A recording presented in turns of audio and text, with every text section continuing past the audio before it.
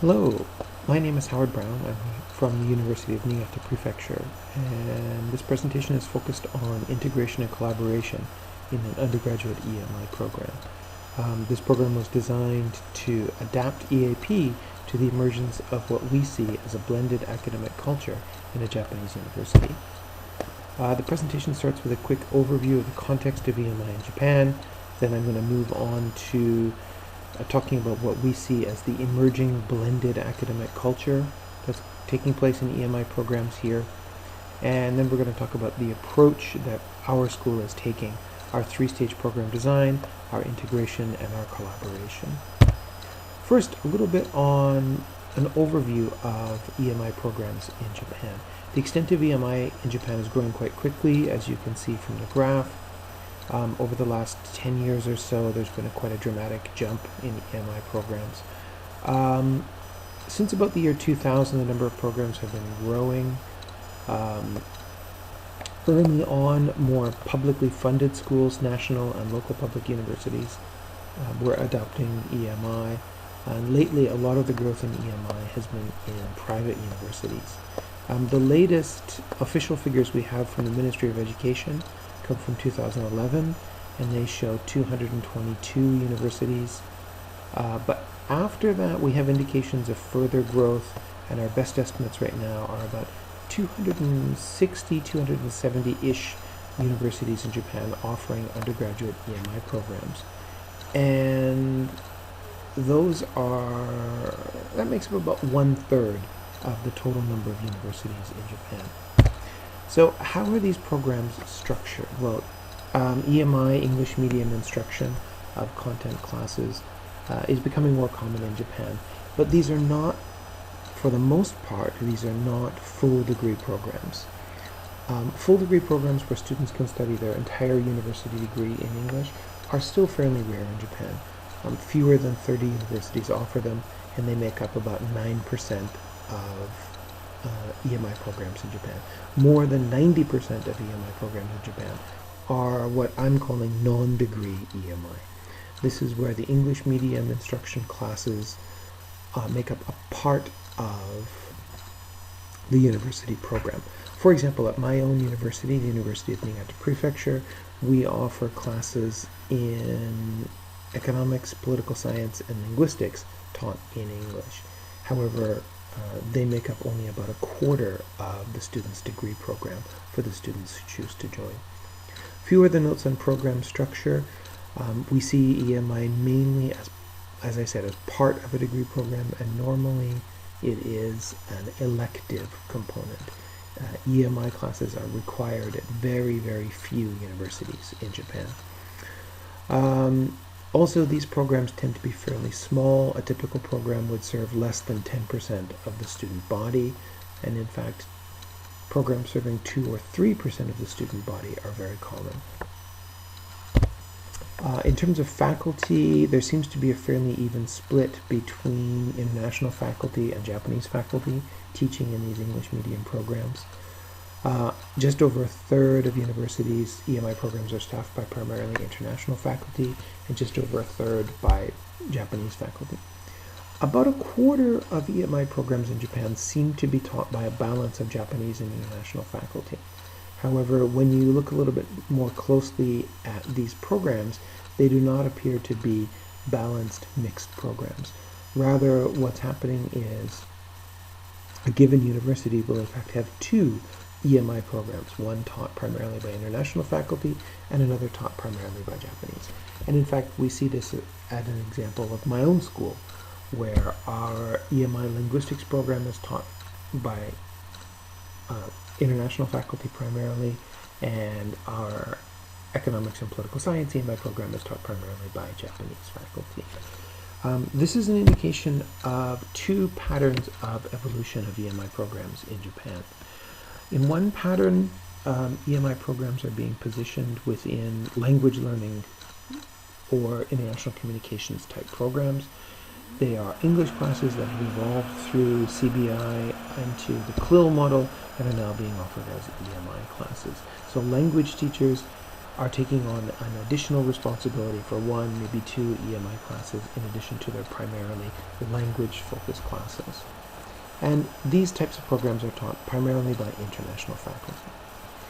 Another program evolution that we're seeing are content classes originally taught in Japanese. The medium of instruction is switching to Japanese. So a Japanese economist will teach primarily in Japanese, but have additional responsibility for one or two classes on economics in English. So we see these two patterns of EMI evolving. In terms of the student body, it's pretty clear that EMI is for domestic students in Japan. Very few universities, less than 20% of universities that have an EMI program, focus that program on all or predominantly international students. More than 2/3 of the programs look at either all domestic or primarily domestic students. So we have a pretty clear domestic focus in terms of who the EMI programs are for.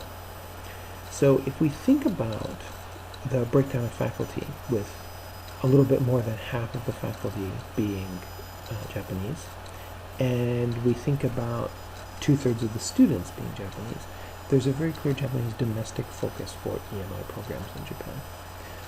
Now, as an EAP teacher, when I saw this situation, I thought to myself, this might imply that the English for Academic Purposes program needs to change.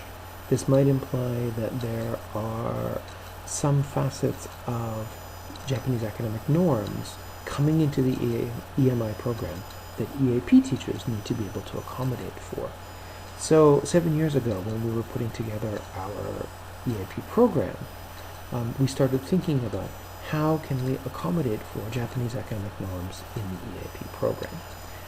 We did some research on this, we had some interesting findings, and we started to develop our program based on those findings.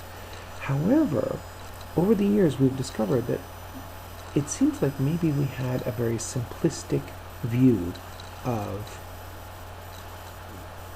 the academic culture of the classroom. And actually, we weren't seeing EMI classes taught to Japanese academic norms. We were seeing a much more complicated picture.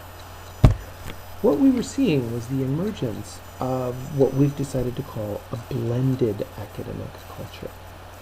So the classes were run in English, and homework and assignments and everything was done in English, but layered on top of that, there was the existing Japanese academic classroom culture, because both the teacher and students were Japanese. But then there were other factors coming in as well that really started to influence this blended academic culture.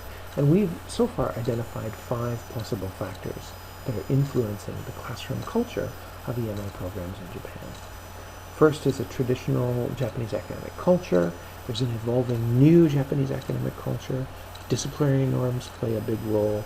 Notions of Western pedagogy can be important, and so can the Westernization of higher education in Japan. The first factor is the traditional Japanese academic culture. In this academic culture, the traditional academic culture in Japan, university is seen as an umbrella organization, and by that I mean membership in the organization is more important than your activity in the organization. And university is seen more as a time of personal growth for students rather than a time for intellectual challenge. Which university you graduate from, and to a lesser extent which department of that university you graduate from, is more important than your actual learning outcomes. And this comes through because of the job recruitment process, where the job recruitment happens before graduation, so before your grades are actually tallied. And job recruitment is based more on the status of the school rather than your individual accomplishments. University entrance tends to be more difficult than graduation, and the faculty is very clearly focused on their research and administrative duties. And there's little integration between research and teaching. And teaching is based on transmission of knowledge. Now, as I said, this is the traditional Japanese academic culture, but a lot of demographic, political, social, and economic pressures have been pushing Japanese academic culture in a new direction. And over the last 20 years, we've been seeing the evolution of a new academic culture in Japan. We see a greater focus on teaching and learning in higher education, including the integration of research and learning. We see higher priority on learning outcomes. We see more work on quality assurance for those learning outcomes. Faculty development, professional development for faculty members has become a much higher priority. Recently, there's a quite strong drive towards active learning, with the student being an active participant in their learning and teaching based on knowledge creation rather than transmission. And they're also changing expectations from potential employers. Potential employers are much less interested in doing in-house training for graduates after they are hired. They'd rather have graduates who are ready to take on responsibility as soon as they join a new company. So that's changing the image of what a university graduate has to be. So we have these two competing visions of what a university is, leading to something of a generation gap. As I said, the newer Japanese academic culture has been evolving over the last 20 years or so. So it hasn't fully taken over yet, but the traditional view of what a Japanese university is also still holding on. So we have these two competing and complementary or conflicting, depending on how you look at it, views of academic culture coexisting in universities in Japan. And both of these are influencing the classroom culture of an EMI program. Disciplinary norms are, of course, very important. The way an economist sees the world is different from the way a chemist sees the world, which is different again from the way a historian sees the world. There are notions of a global standard. There is a fairly well agreed upon definition of what freshman economics means. There's a pretty well codified set of knowledge that you're expected to have if you've completed Economics 101. There are also images of how the discipline is taught and learned. Certain ways of thought, certain ways of expression are valued. We refer to this often as academic literacies, that the idea of being academically literate in economics is different than being academically literate in chemistry. Certain learning experiences are deemed key depending on which discipline you come from. There are certain ways of learning, certain kinds of experiences that are valued for people in that discipline.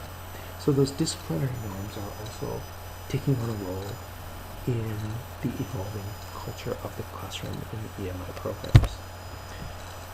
There are also notions of Western pedagogy playing a role here. As I said, a little more than half of the faculty and most of the students in EMI programs are Japanese. However, the language of instruction is English, and changing the language of instruction brings with it certain expectations of a westernized pedagogy. This is especially true when we consider that most of the Japanese faculty teaching in EMI have an overseas degree. That's one of the reasons they've been chosen to teach in EMI, is that they have studied abroad themselves. Normally they have a graduate degree from one of the countries that we think of as the center scholarship: Britain, America, Australia, Canada. And for them, teaching in English is very much related to their experience with Western pedagogy. And their, what Lorty calls the apprenticeship of observation, is influencing their work in their own EMI classes. Some interesting issues that come up here are they're not necessarily trained in Western pedagogy. In fact, it would be very unusual for any of the faculty members to be trained in pedagogy at all. However, their own notion of what Western pedagogy is, based on their own learning experiences, is influencing how they teach. Also interesting to note that most of the faculty members teaching in EMI programs in Japan have overseas graduate degrees, but they are teaching undergraduate classes. And teaching styles used in graduate and undergraduate classes can be somewhat different. So these teachers are bringing with them not only their own understanding of Japanese academic norms, but they're also bringing with them their notions of Western pedagogy. And these are blending in an interesting way in EMI classrooms. Another issue connected to the blended academic culture is the internationalization come westernization of higher education in Japan. Now, demographically speaking, internationalization of higher education in Japan has been Asianization of higher education. Almost 90% of foreign students in Japan are from Asia, and 2/3, in fact, come from China alone. So when we speak of internationalization of higher education in Japan, at least until the recent past, it has been almost entirely Asianization. Some recent government policies have been pushing for a little bit more variety and a little bit more diversity in the student body, but still it is predominantly an Asian student body among the international students in Japan. However, structurally, at a policy level, there's a great deal of pressure for internationalization of higher education to represent westernization and Western norms. There's a strong government discourse on a push to be world-class and to create more world-class universities, which in this case world-class being defined by the current British-American leading institutions. So world-class means like Harvard, like Princeton, like Oxford, like Cambridge. There's a great deal of concern with international rankings. The Times Higher Education Supplement rankings are very important here. In fact, there's been an official government goal set to have 10 Japanese universities in the top 100 on that list. But that list, again, is defined in terms of Western norms. The dominance of English as a foreign language, not only in language classes, but also in second language medium programs. There are a few examples of Russian medium, Korean medium, or Chinese medium programs in Japan, but they are very rare. The second language medium education in Japan is almost completely dominated by English. There are also some pretty strong influences of American models of higher education in Japan. So, when we look at EMI and the emergence of a blended academic culture, we see these 5 pressures all focusing on EMI programs and EMI programs academic culture. The traditional Japanese academic culture, evolving Japanese academic culture, disciplinary norms, notions of Western pedagogy, and the structural pressures that come from internationalization as Westernization. Now, this has not been a simple picture. Again, as I said, 7 years ago when we started down this road, my colleagues and I were thinking of this as somewhat simplistically, thinking of this as Japanese academic norms influencing behavior of students and teachers in EMI classrooms. But as you can see, the picture is much more complicated. So what does this mean for EAP teachers? Well, for EAP teachers, I think we see quite a few implications of this developing blended academic culture. Definitions of good student and good teacher are going to be influenced, expectations for student performance, types and volume of assignments, assessment criteria, patterns of classroom interaction, how do teachers interact with students, how do teachers want students to interact with each other, valued rhetorical styles, definitions of plagiarism and cheating, and how those are dealt with, what kinds of and how much collaboration is valued, etc., etc., etc. All of these things are going to be determined based on this emerging new EMI blended academic culture. And all of these are things that can and should be addressed by the EAP program that's attached to the EMI. So, before I move on to talking about how our university is approaching the blended academic culture that's emerging in EMI, I just want to tell you a little bit about our context. I work for the University of Niigata Prefecture in the city of Niigata in northern Japan. We are a small, publicly funded university. We were founded by the local prefectural state-level government The department I work in and the EMI program that I'm talking about in this presentation is focused on social sciences. We teach political science, economics, and development studies mainly. The EMI program is an elective part of a mainstream Japanese medium program. The students do not have to take any EMI classes. They choose to be part of the program. About 25% of our students take EMI classes, which actually puts us well above the national average. As I said earlier, EMI programs serving less than 10% of the student body are more common. If students choose to join the EMI program, about a third of their classes can be taken in EMI, and the rest will be done in their L1 Japanese. Both the faculty and students are mainly domestic in our program, in the EMI classes. Attached to the EMI program, we have an EAP program, which is where I work, and in that program, most of the faculty are international. That actually makes us a little bit unusual in Japan.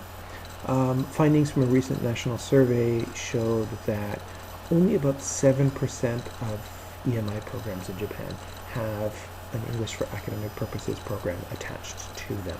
So in that sense, our program is a little bit unusual. Our program takes a three-stage approach to our program design, and we also believe that integration and collaboration are two other keys in our approach to having a successful EMI program.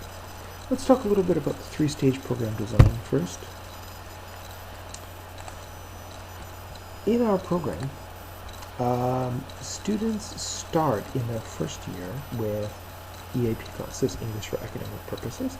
They move on to what we call bridge classes, and then they move into the EMI program. Again, the EMI program is elective, so they choose to move into the EMI program as a third-year student.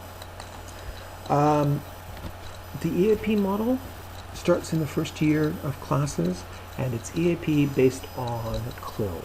We start with a soft CLIL model, and we move to a hard CLIL model as the year progresses. This is the student's first experience with using English as an academic language, and in the Japanese context, it may in fact be the student's first experience with using English at all. They've had 6 years of English in high school, but in many high schools in Japan, the grammar translation method is still very popular, and English is the object of study rather than a means of communication in those programs. So this might be the student's first experience with actually using English. We try to focus on transferable academic skills, including active and critical reading, summary, essay writing, presentation skills, higher order thinking skills, learning management, and so on. And we also focus a lot on translanguaging issues. In particular, we are looking for a synthesis of dual language input leading to an L2 output. By that I mean we would want students to be making presentations and writing essays in English based on research that they've done in both English and Japanese. And we support their learning how to not just function in English, but to function in both languages together. Our curriculum has been designed with input from our EMI teachers. In the second year, students move on to what we call bridge classes. These classes are team taught by content and language faculty. For example, I teach 2 political science classes where I am the language expert, team teaching with political scientists. In these classes, we have a controlled workload. We rather seriously control the volume of reading that's assigned weekly, and we have somewhat controlled expectations for student performance. We see these classes as being valuable because students need a little bit of time before they move into EMI programs. We've seen by looking at examples of other programs around Japan that students who jump directly from EAP classes or directly from general language classes into EMI tend to have a lot of trouble with the content. So these bridge classes, we think, serve as a nice transition model for the student. In third year, the EMI classes begin in earnest. These are taught exclusively by content faculty, and they have a full workload and the same expectations as they have in L1 classes. So that's the first of our three key elements of our approach, this three-stage program design. In particular, we think the bridge classes have a lot of value. Another key element of our approach is integration. We have two kinds of integration that we look at. One is content, language, and academic skills integrated in the first-year EAP classes. These first-year classes are required for all first-year students, and they become elective in second year, where they parallel the bridge classes that I talked about before. The content of these classes reflects the social science orientation of the department. For example, I teach an EAP class, which is a ICLHE class focusing on urbanization issues. The language learning outcomes are streamed depending on incoming proficiency test level, and the academic skills that we're teaching are actually based on the expectations of the EMI faculty. Based on surveys, interviews, and class observations of EMI faculty members, we developed a core list of skills that they wanted all the students to have. Another aspect of integration in our program is the integration of L1 and EMI content. So Japanese medium content classes and English medium content classes are to some extent integrated. There's quite a bit of overlap of content coverage. Now, just to be clear, these are not the same classes taught in English and Japanese. However, they are overlapping or complementary classes. This leads to a need for translanguaging, where students are working with the same or similar ideas in both their L1 and their L2 at the same time, and developing different viewpoints using domestic and international sources of information. Students reported this as being one of the key strengths of the program from their point of view. They reported improved confidence and better language learning, especially discipline-specific language, because of this overlap. The third key feature, and in my personal opinion, the most important key feature of the program, is collaboration. The program design was done collaboratively. The initial program design and ongoing curriculum changes that we're doing now are being put together by both content and language faculty working together. We have a steering committee with dual coordinators, one coordinator from the language program, one coordinator from the content program. We've cooperated on faculty development projects. In previous years, we've had in-house faculty development programs, and recently we've been working with more external experts, outside experts coming in to do workshops. But the planning and participation in these workshops has been collaborative between the content and language faculty. And of course, the collaboration that comes through the team teaching in the bridge classes. Our bridge classes currently have a lecture and workshop design. So for example, in the political science classes, on Tuesday, the political scientist leads the class, and I am there as a facilitator and a backup. And on Thursday, we have another class on the same content, which I, as the language specialist, lead, and the political scientist is there as a facilitator and backup. By doing this, the EMI content faculty get exposure to the L2 sensitive teaching approaches that language teachers tend to use, which can feed back into their own teaching practice. Also, with two of us in the room together, looking at the students from two different points of view, we're much better able to differentiate when the content difficulty or when the language barrier is the issue for students' comprehension. We're also able to support language learning and content uptake much more effectively. And this is something that's been very valuable for us. We, as language teachers, are able to see the content teacher's approach and expectations in class, which we can then feed back into the curriculum design for our EAP program. And another important benefit is that this has really helped grow a sense of community among the faculty members.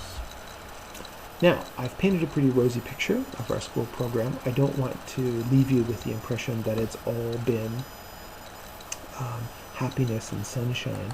There has been a rocky road in the development of our program. Initially, there was quite a bit of destruction and resistance to the EMI program as a whole.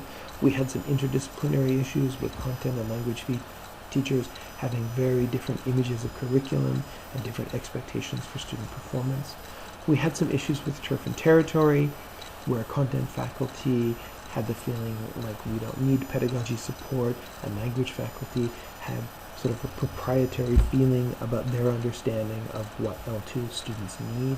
We had some culture and language barriers. We had quite a few administrative hurdles in the beginning, and we had some issues with status and social capital. Developing a collaborative relationship between language and content faculties can be somewhat problematic. At the time when this program was getting off the ground, a lot of the key players were foreign language teachers, and this was problematic on several fronts. First, we were new in the faculty, and we were moving into an established social hierarchy. We tended to be on the younger side of the faculty, and moving into an established age hierarchy. Also, as foreign teachers and as language teachers, we were moving into positions that were traditionally of lower status on Japanese campuses. So there were lots of issues with status and social capital, leading to some initial issues with how collaborative we could be. But over 7 years of relationship building, we have managed to solve these problems. So there were some issues as our program developed, but I think our 3-stage model, our integration and our collaboration have really helped us adapt our EAP program very successfully to the reality of the emerging blended academic culture in Japan. Now, as a take-home message, I think I'd just like to say that EMI programs, wherever you are teaching around the world, if you're in an EMI program, you're more than likely going to be facing a similar blended academic culture. I think you're going to see an influence of both notions of Western pedagogy and the local academic norms at work. Disciplinary norms, of course, are going to be an issue as well, as are structural changes that are happening in the university due to the demographic realities on the ground in your own country, or because of economic or social pressures that are leading to the emergence of EMI in the beginning. So I wouldn't like to recommend that you follow our program. I don't think it's necessarily a good idea to look at what we've done as a model. Rather, the model should be our approach to exploring and finding out about this blended academic culture. So my take-home message would be, as an EAP teacher, take a look at the EMI program in your university, and take a look at how the classroom culture is being influenced by these various factors, and think about what implications that has for your own EAP program. Thank you very much.